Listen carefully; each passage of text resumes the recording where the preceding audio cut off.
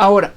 el peor de todos los adefesios del nuevo texto constitucional es el establecimiento de la Corte Constitucional, una entidad distinta de la Corte Suprema de Justicia. Antes, en la Constitución de 1886 había una sala constitucional de la Corte Suprema que era la que juzgaba las demandas de la inconstitucionalidad de las leyes. Pero en este caso se crea como una entidad aparte, pero además elegida por el Congreso y dedicada específicamente, exclusivamente a juzgar la constitucionalidad de las leyes, pero además a la revisión de sentencias de tutela. Es decir, la tutela es un mecanismo que establece la Constitución de 1991 por el cual una persona puede demandar de forma expedita una sentencia judicial cuando afirma que se le están violando derechos fundamentales. Entonces, si yo creo que se me está violando el derecho a la salud, voy ante un juez, pongo una tutela y entonces el juez por tutela me obliga en un lapso mínimo a que se me brinde ese derecho. Esto tiene implicaciones muy duras en el país en términos jurídicos, porque hasta ahora todos los procesos de las demás jurisdicciones que tenían una estructura, una jerarquía, diferentes instancias, todo comienza a ser pasado por tutela, porque como la justicia tiene unos plazos más largos, entonces la gente empieza a entutelar todo para que se le resuelva expeditamente. Digamos que en la paradoja es como que en medio del proceso, como si fuera una partida de póker, entonces la tutela se vuelve patear la mesa, botar todo y gané porque sí. Y acabamos con el juego porque un juez en sentencia de tutela ya resolvió el tema mucho más rápido. Pero es que resulta que la Corte Constitucional es una alta corte, es decir, no tiene ninguna entidad superior. Todas las tribunales que se crean en la Corte Constitucional, en la Constitución de 1991, la Corte Suprema, el Consejo de Estado, la Corte de Constitucionalidad y el Consejo Superior de la Judicatura, se supone que quedan al mismo nivel. Son 4 altas cortes la que crea, ninguna es superior a las demás, pero es que resulta que las sentencias de la Corte no quedan bajo el control de ningún otro organismo del Estado, pero es que además a través de la tutela sí adquiere una cierta preeminencia respecto a los demás. Entonces, por ejemplo, la Corte Suprema de Justicia estaba juzgando a los congresistas en algún proceso y entonces los congresistas ponían una tutela porque se les estaba violando el derecho al debido proceso y entonces ahora la Corte Constitucionalidad empieza a juzgar el proceso que está llevando a cabo la Corte Suprema de Justicia. Pero es que esas sentencias de la Corte de Constitucionalidad, esas sí que no quedan bajo ningún control de otro organismo del Estado. Se supone que los magistrados, digamos que en la estructura de pesos y contrapesos que había en la Constitución de 1991, el control directo de la Corte Constitucional era el Congreso, porque los elige, lo cual además fue muy criticado porque la consecuencia es la politización de la Corte Constitucional, es decir, se sabía cuando un magistrado venía por los sectores políticos conservadores o cuando el magistrado venía de los sectores políticos liberales. Y hoy en día es cada vez más claro que los cargos, las magistraturas de la Corte Constitucional son consecuencia de negociaciones burocráticas con el Congreso. Entonces el presidente o la Corte Suprema o el Consejo de Estado proponen ternas al Congreso para elegir a los magistrados de la Corte Constitucional, pero cada uno de esos candidatos viene representando unos ciertos sectores políticos que a través de negociaciones clientelares decide el Congreso quién es el que va a quedar. Y se supone que el control de los magistrados, es decir, que los magistrados como son jueces y no pueden ser juzgados por otra corte, los magistrados entonces pueden ser juzgados por el Congreso. El Congreso tiene su comisión de acusaciones en la Cámara y luego una comisión en el Senado, que son los que se encargan de juzgar a los jueces, pero no operan, porque es que además el Congreso no tiene la capacidad como si tiene la rama judicial para investigar y juzgar, pero es que además, como en el caso del Congreso, pues es un juez político, solo puede juzgar de acuerdo a los consensos políticos. Y nuevamente la excepción es la regla. El único caso en que ha prosperado un proceso de magistrados de la Corte Constitucional ante el Congreso, o de algún magistrado de alguna alta corte frente al Congreso, ha sido en el caso del magistrado Jorge Pretelt, que es el que pueden ver acá, que fue juzgado por la Corte, por el Congreso, por unos hechos de corrupción que probablemente son ciertos, pero no muy distintos de los cometidos por otros magistrados. Pero fue juzgado porque llegó un momento en que era el único magistrado que se oponía a la agenda política del gobierno Santos. Entonces era una piedra en el zapato para el gobierno Santos, y entonces el gobierno Santos configuró las mayorías políticas en el Congreso para que se pudiera llevar a cabo la sentencia y condena contra el magistrado Jorge Pretelt. Y es el único caso en que ha prosperado. Pero en general no existe ningún control respecto de las sentencias de la Corte. Se supone que las sentencias de la Corte son controles respecto de los demás órganos. Entonces, las sentencias de constitucionalidad controlan que las leyes que expide el Congreso sean acordes con la Constitución, y las sentencias de revisión de tutela se supone que controlan que la actividad de jueces y de otros organismos del Estado no esté violando derechos fundamentales. Pero nadie puede verificar que en efecto esas sentencias de la Corte pues estén acordes con la Constitución. Y entonces ese poder es estar libre de todo control por parte de la Corte. Le permitió imponer su criterio político sobre la legislación, y además a través de la revisión de tutela se convirtió en una fuente inagotable de nuevos derechos, porque en la revisión de tutela la Corte está juzgando sobre la aplicación de derechos fundamentales. Y entonces se convierte la revisión de tutela en un sombrero de mago en el que empieza a sacar nuevos derechos. Entonces vamos a ver más adelante en sentencias sobre aborto, por ejemplo, la Corte saca el derecho a la autonomía reproductiva, saca los derechos sexuales y reproductivos, saca el derecho a la libre identidad, sobre todo el derecho al libre desarrollo de la personalidad va a convertirse en la carta comodín para que cualquier cosa ahora sea derecho. Por ejemplo, el derecho de servirse y aprovechar el avance científico. Ninguno de esos derechos que he mencionado está escrito textualmente en la Constitución, pero se supone, según la Corte, se deducen a partir de los derechos que ya están. Pero claro, esa creación de nuevos derechos implica sobre todo que la Corte Constitucional se convierte en una especie de timón ideológico del país o del ordenamiento jurídico colombiano. El criterio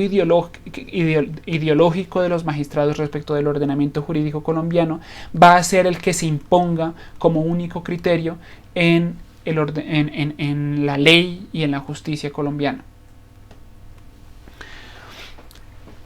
Además, la Constitución va a tener claramente un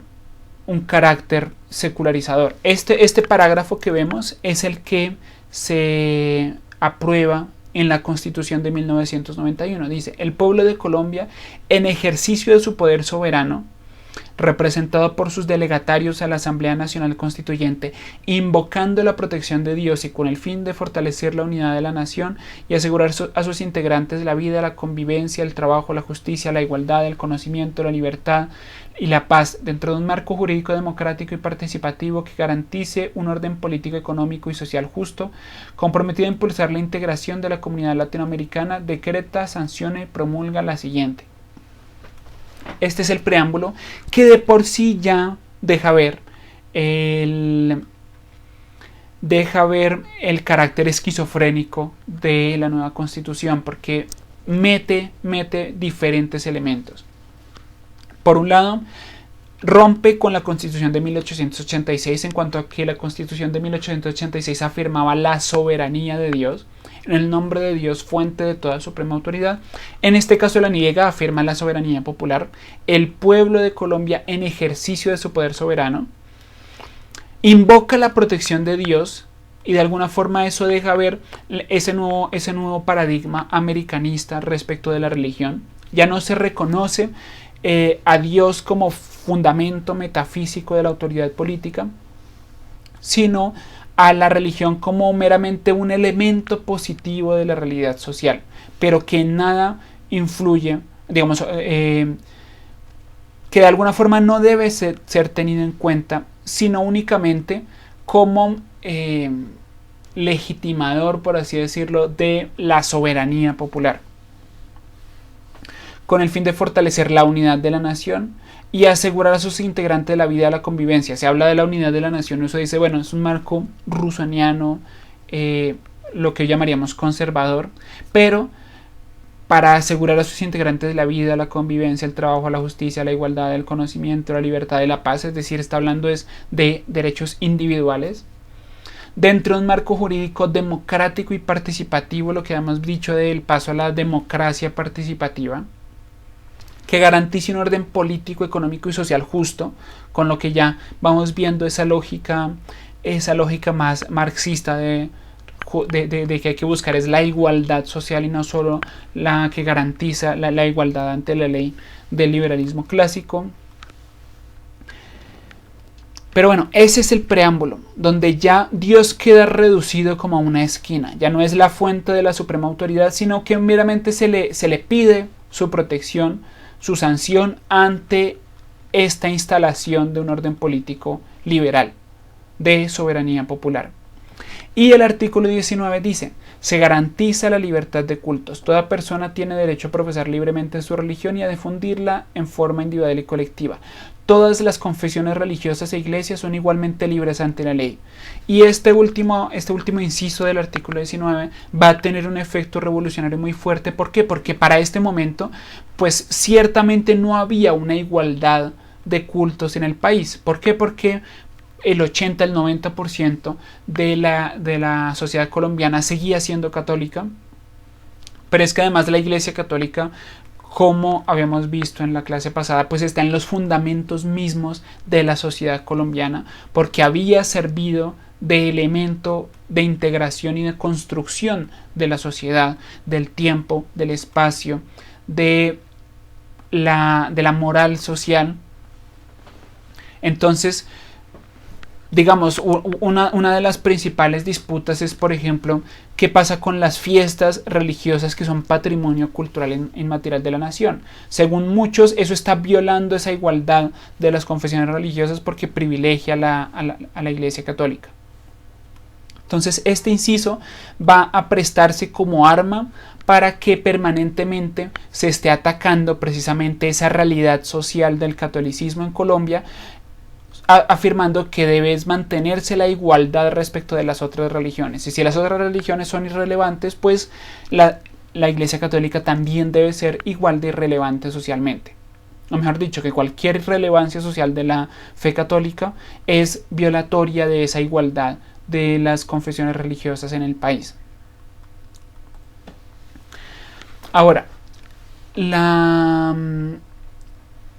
uno de los elementos con que se estrena la Corte Constitucional y donde deja ver precisamente cómo se convierte en directores ideológicos de la sociedad colombiana es precisamente la sentencia C-027 del 93. Esta sentencia es en la cual la Corte recibe una demanda de constitucionalidad contra una ley que no es nueva, que pertenece al ordenamiento jurídico anterior, y es la ley que aprueba o que ratifica el concordato entre Colombia y la Santa Sede en 1973. Resulta que esta demanda jurídicamente se creía que no podía prosperar, por una razón muy sencilla, y es que los principios de derecho internacional establecen el principio pacta sunt servanda, y es que una vez las dos partes aprueban un tratado y lo ratifican, pues no hay forma no pueden echarse atrás, porque eso es una violación del derecho internacional. La lógica es que como no existen autoridades reales a nivel internacional, sino que cada país ingresa en los tratados políticos de buena fe, pues la buena fe en los tratados implica el mantener lo que se ha pactado. Y por lo mismo, para todos los juristas era obvio que la Corte no podía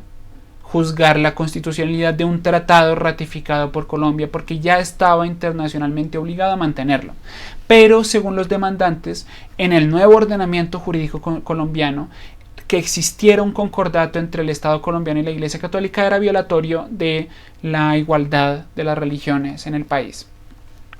¿Qué es lo que dice la Corte en esa sentencia? Dice: la ley aprobatoria de un tratado público, pese a las características especiales que ostenta, no deja por ello de ser una ley sujeta al control constitucional de la Corte. Ahora, además, esta ley ya había sido juzgada constitucional en 1973 con el ordenamiento jurídico de 1886, es decir, no habría espacio a un nuevo juicio, porque ya la cosa había hecho tránsito a cosa juzgada. Se supone que no se pueden juzgar dos veces la misma cosa, pero en este caso la Corte afirma que en virtud de la nueva Constitución se puede volver a juzgar. Dice: en el caso en que la violación manifiesta de una norma del derecho interno concerniente a la competencia para celebrar tratados produzca como consecuencia la violación de una norma fundamental de nuestra Carta Política, aún después de perfeccionado el tratado, la Corte tiene competencia para pronunciarse sobre su inconstitucionalidad. Un control integral e intemporal respecto de los tratados ya perfeccionados que eventualmente comporten presunto desconocimiento de una norma sobre derechos humanos o derecho internacional humanitario perteneciente al ius cogens sirve en lo fundamental y de manera simultánea los intereses del derecho internacional y del derecho interno. Como quiera que éste se endereza a dar plena vigencia a los contenidos axiológicos integrantes del ius cogens, y en razón a que tanto la Carta de 1991 como el derecho internacional público se identifican con el propósito último de garantizar de manera concreta y efectiva el respeto y la protección a los derechos humanos. Es decir, la Corte justifica su juicio sobre el concordato de 1973, a pesar de que ya había sido aprobado y ratificado por ambas partes, en que supuestamente el concordato sería violatorio de una norma sobre derechos humanos o derecho internacional humanitario. Es decir, que sería incluso positivo para el derecho internacional que la Corte tumbara el concordato. Y ahí vemos claramente ese carácter ideológico de la Corte. Para la Corte, ese concordato ya no pertenece al nuevo orden político de los derechos humanos, sino que es violatorio, y por eso incluso la comunidad internacional va a estar agradecida de que acabemos con ese concordato. Pero es que además ese criterio que usa la Corte Constitucionalidad en la sentencia C-027 de 1993, en la que afirma tener la competencia para revisar los tratados internacionales ya firmados y ratificados según el nuevo régimen constitucional, y en virtud del cual declara la inconstitucionalidad sobreviniente, es decir, no era inconstitucional en ese momento, pero para la nueva Constitución sí es inconstitucional, y tumba 12 puntos del concordato. Pues resulta que ese mismo criterio, apenas unos meses después, la Corte tiene que examinar una nueva demanda en contra del Tratado de Montevideo, que dicen que pasa exactamente lo mismo, que ese tratado está violando elementos de la nueva Constitución, y en la sentencia C-276 de 1993 la Corte se declara inhibida para revisar los tratados internacionales aprobados y ratificados previamente, por cuanto implicaría una violación del principio pacta sunt servanda del derecho internacional. Es decir, la Corte se inventa un criterio nuevo, cambie su jurisprudencia única y exclusivamente en la sentencia C027 de 1993 para tumbar 12 puntos del concordato firmado por Colombia con la Santa Sede. E inmediatamente después vuelve a la jurisprudencia anterior y se declara inhibida para juzgar los tratados internacionales ya aprobados y ratificados. El único salvamento de voto que tuvo la sentencia C027 de 1993 dice lo siguiente, para que veamos lo que en ese momento, la crítica tan dura que se le hace a la Corte en ese momento. Dice: por las enunciadas razones es incomprensible que la corporación haya atribuido a la Carta Política una distinción odiosa en contra del instrumento que nos ocupa para someter su contenido a control jurisdiccional, siendo que tal control, según lo visto, no cabe para los demás tratados ya perfeccionados. La Corte ya había afirmado en otro momento que no podía juzgar los tratados ya aprobados y ratificados. De allí la preocupación con la cual mira el suscrito de la sentencia en cuestión. O se está discriminando este tratado respecto de los otros, lo cual riñe con todo postulado de rigor jurídico, o se ha abierto la posibilidad inaceptable de un control por vía de acción sobre todos los tratados y convenios internacionales celebrados por Colombia. Y lo que pasa es efectivamente lo primero que denuncia, creo que es el magistrado José Gregorio Hernández, y es que la Corte se inventa un criterio para discriminar específicamente el concordato por ser un tratado con la Santa Sede, donde vemos la línea ideológica secularista tan clara que asume la Corte Constitucional. Más adelante, la Corte vuelve y actúa como artefacto, como instrumento de secularización de la sociedad colombiana cuando se le presentan para su juicio la ley que consagra a Colombia al Sagrado Corazón de Jesús. Dice la Corte: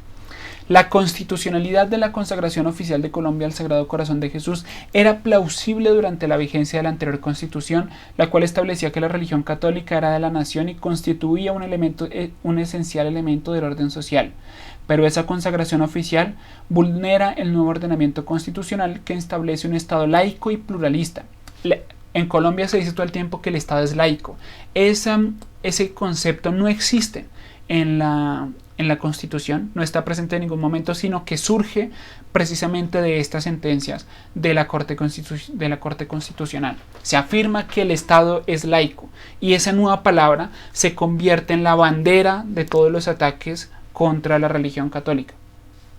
O sea, que establece un Estado laico y pluralista fundado en el reconocimiento de la plena libertad religiosa y la igualdad entre todas las confesiones religiosas. Se trata de una consagración oficial por medio de la cual el Estado manifiesta una preferencia en asuntos religiosos, lo cual es inconstitucional por cuanto viola la igualdad entre las distintas religiones establecidas por la Constitución.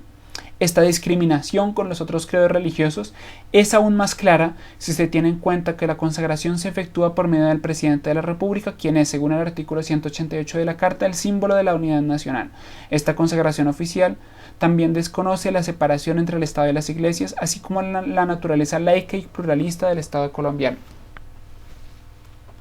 Ese es el nivel de ataque contra la religión católica que se establece con la Constitución de 1991 y sobre todo con la jurisprudencia de la Corte Constitucional. Y es muy importante porque muchos tratan de defender la Constitución de 1991 en cuanto a que no es atea, es decir, en cuanto a que no es jacobina, sino que sino que se inspira en el régimen de laicidad positiva, de ver la religión como un elemento positivo del orden social. De hecho, más o menos para la misma época de esta sentencia, se aprueba la Ley 133 de 1994, que es la ley estatutaria de la libertad religiosa, es decir, la ley que desarrolla el derecho fundamental a la libertad religiosa, y en esta ley se manifiesta el mismo discurso de sí, es verdad, la Constitución reconoce la igualdad de todas las religiones, pero no es atea, es decir, reconoce la religión como un elemento positivo. Pero, como vemos, ese solo principio de la igualdad de la igualdad de las religiones ante el Estado, se convierte en el pretexto para que toda, digamos, toda realidad, toda relevancia social del catolicismo en la sociedad colombiana se ha visto como violatoria de esa igualdad, y por lo tanto se ataque permanentemente cualquier presencia social de la fe católica para reducirla a la irrelevancia. Entonces, lo que se ha verificado a partir de ese momento es directa y abiertamente una guerra del Estado contra la fe católica.